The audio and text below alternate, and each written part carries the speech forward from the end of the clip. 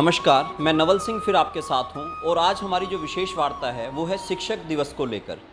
शिक्षक दिवस पे अक्सर शिक्षकों की बात होती है, मगर उन शिक्षकों की बात नहीं होती जो कि आज के वक्त में सेवानिवृत्त हो चुके हैं और उसके बाद भी उन्होंने अपने आप को सेवानिवृत्त नहीं माना और समाज की उन्नति में, प्रगति में अपना सहयोग दे रहे हैं और आज भी वो समाज को कुछ ना कुछ सिखा रहे हैं और समाज से कुछ ना कुछ सीख रहे हैं। तो ऐसी ही एक संस्था है सेवा भारती, जो कि टोहाना के रेलवे स्टेशन रोड पर काम कर रही है और इनके द्वारा एक अस्पताल भी, छोटा सा क्लिनिक भी संचालित किया जा रहा है और उसके अंदर डॉक्टर शिव सचदेवा काफ़ी बेहतरीन सेवाएं दे रहे हैं। और मेरा मन था कि हम ऐसे लोगों से भी समाज को मिलाएं जो समाज को एक समाज सेवा का शिक्षण दे रहे हैं। तो डॉक्टर सचदेवा जी, आपका स्वागत है। Thank you very much Naval ji, आपका बहुत बहुत स्वागत है हमारे यहाँ पहुँचने पर। डॉक्टर साहब, आज के बारे में बताइए, जो शिक्षक दिवस है इसको आप लोग कैसे सेलिब्रेट करते? जैसा कि सेवा भारती संस्था ने ज़्यादातर मेजॉरिटी जो हमारे कार्यकारिणी की है टीचर्स की है, ज़्यादातर मेजॉरिटी, जैसे हमारे पुराने प्रेम प्रकाश शास्त्री जी हैं, सतप्रकाश शर्मा जी हैं, कांसल जी हैं, तरसेम कांसल जी हैं, नरूला जी हैं, और ये सभी, रायचंद जैन जी हैं, बीडी अरोड़ा जी हैं, शर्मा जी हैं, मनफूल शर्मा जी हैं, केएल रलन जी हैं, जो हमारी ज़्यादातर कार्यकारिणी है वो शिक्षकों से भरी हुई है। तो हमने इसीलिए हम ये चाहते हैं कि यहाँ पर उनको सम्मान दिया जाए। जैसे कि प्रेम प्रकाश शास्त्री जी बहुत ही पुराने शिक्षक हैं और सतप्रकाश शर्मा जी भी पुराने शिक्षक हैं। ये सारे जो शिक्षक हैं रिटायर्ड होकर यहाँ हमारे को यहाँ सेवाएं दे रहे हैं। तो आपकी सेवा भारती के द्वारा क्या क्या शिक्षण कार्य भी चलाए जा रहे हैं, कोई स्कूल या कुछ इस तरह से? नवल जी, मैं आपको एक बात बताना चाहता हूँ कि हमारे यहाँ 5 प्रकल्प चल रहे हैं, जिसमें कि 2 तो इसमें सिलाई सेंटर चल रहे हैं, 2 बाल संस्कार चल रहे हैं और 1 स्वास्थ्य केंद्र चल रहा है। बाल संस्कार केंद्र में हमने टीचर्स अपॉइंट कर रखे हैं जो कि अशिक्षित बच्चे हैं, जो कि पढ़ने के लिए स्कूल की ना तो स्कूल जाते ना ही स्कूल की फ़ीस भर पाते। उनके लिए 2 शिक्षक अपॉइंट कर रखे हैं कि जो कि रेगुलर उनको संस्कारों के बारे में भी बताते हैं, शिक्षा के बारे में बताते हैं, खेलों के बारे में भी बताते हैं और विशेषकर उनकी मूल्यों की वृद्धि करते हैं। तो डॉक्टर साहब, आपके दिमाग में कैसे आया कि आपके एक शिक्षण है समाज के लिए कि सेवानिवृत्त होके भी आप लोग सेवानिवृत्त नहीं हो? तो ये हौसला, ये जुनून, ये कहाँ से पैदा होता है आप लोग?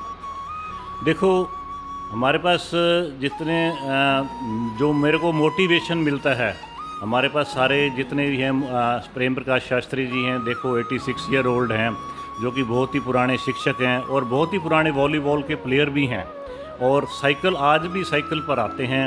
और दूसरे हमारे पास शर्मा जी हैं, सतप्रकाश शर्मा जी, जो कि हमारे सेवा भारती के अध्यक्ष हैं, वो भी पुराने प्राचार्य रह चुके हैं, लेकिन अभी तक भी वो, जैसे कि यहाँ पर जो भी कार्य करते हैं उनमें कोई भी गलती नहीं होती। और हम जानते ही हैं कि शिक्षक जो है एक किस्म का इनसाइक्लोपीडिया है, जो कि शिक्षा की खजान से भरा हुआ होता है, क्योंकि शिक्षा का मतलब ही ये होता है कि शिक्षा की खोज करना, जिसका कि मुख्य केंद्र जो है एक अध्यापक ही होता है। और एक शिक्षक ही जो है युवा मस्तिष्कों को तेजस्वी बना सकता है। तो मैं भी यही चाहता हूँ कि हम इनसे कुछ सीखें, शिक्षकों से, और अपनी चिकित्सा में भी हम सुधार ला सकें। डॉक्टर साहब ने बिल्कुल बहुत ही अच्छी बात कही कि इनसे हम सीखें तो उनसे भी हम लोग मिलेंगे जो यहाँ पर लगातार सेवाएं दे रहे हैं। तो जुड़े रहें मेरे साथ। नवल सिंह, मैं आपकी मुलाकात करवाता हूँ कुछ ऐसे शिक्षकों से जिन्होंने अपने आप को रिटायर नहीं किया, वो आज भी समाज की उन्नति में सहयोग दे रहे हैं, आज भी समाज को कुछ ना कुछ सिखा रहे हैं।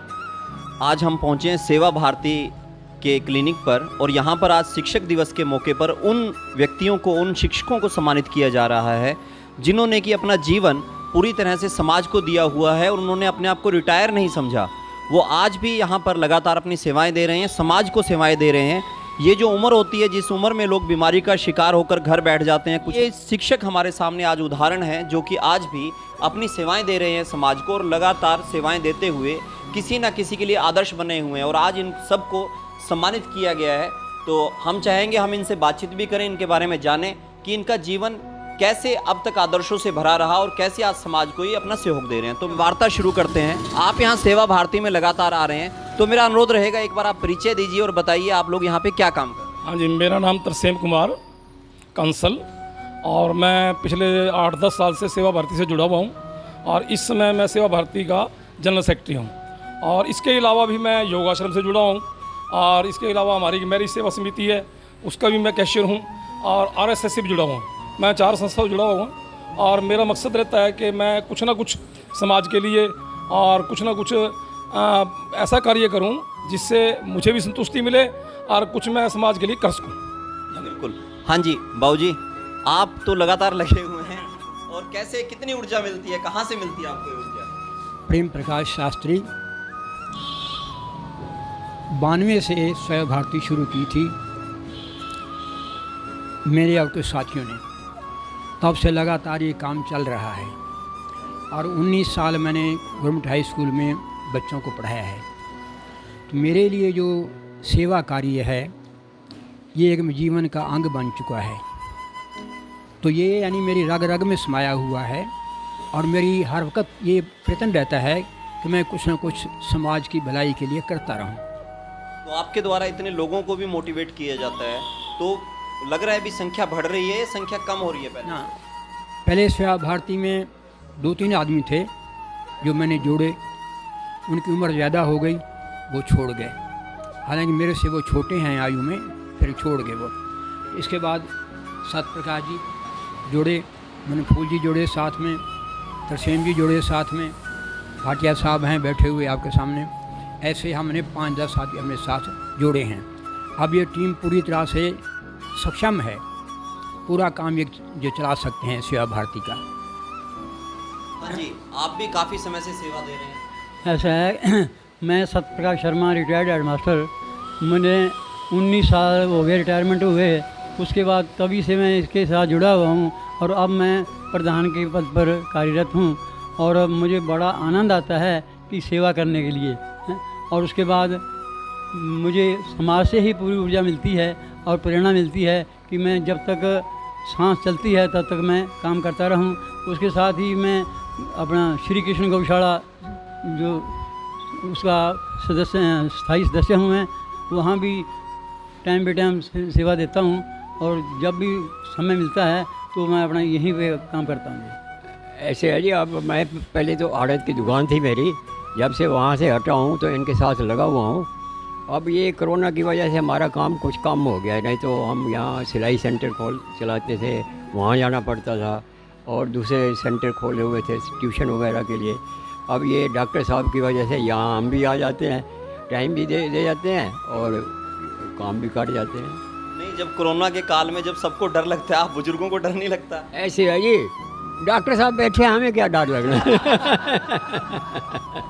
जब वो इतने मरीज देखते हैं, बात करते हैं, वो तो कोरोना की वजह पे इसका तो क्या, इस क्या बहस की जाए, है कि नहीं है, क्या है क्या नहीं। अच्छा, आपने पहले नगर परिषद में भी सेवाएं दी और इस उम्र में आके व्यक्ति रिटायर हो जाता है और वो कहते हैं घर बैठे हैं, तो फिर आप लोग? घर नहीं बैठा जाता, घर नहीं बैठे, कुछ न कुछ तो करना चाहिए। मैं योगा से भी जुड़ा हुआ हूँ। अब वो इसकी वजह से, कोरोना की वजह से वो बंद कर रखा है, उसमें जल क्रिया करते हैं, दूसरा करते हैं, वहाँ भी मैं प्रधान रहा हूँ 34 साल। अब वो बंद पड़ा है तो अभी इधर आ जाते हैं, टाइम भी बीत जाता है, डॉक्टर साहब से भी प्रेरणा मिलती है, ये भी मिल जाते हैं, सब टाइम गुजर जाता है। और जी बिल्कुल, ये नौजवानों के लिए आदर्श हैं जो देर तक सोए रहते हैं और घर में रहते हैं। हम बाबू जी से मिलेंगे हम। हाँ जी, मेरा नाम मनफूल शर्मा है जी, मैं इरीगेशन से रिटायर हूँ और यहाँ 8-10 साल से सेवा भारती से जुड़ा हुआ हूँ। यहाँ मेरे को कैशियर का काम दे रखा है और इसके साथ साथ मैं गौशाला से भी जुड़ा हूँ, गौ सेवा समिति, वहाँ भी मेरे को कैश का काम ही दे रखा है।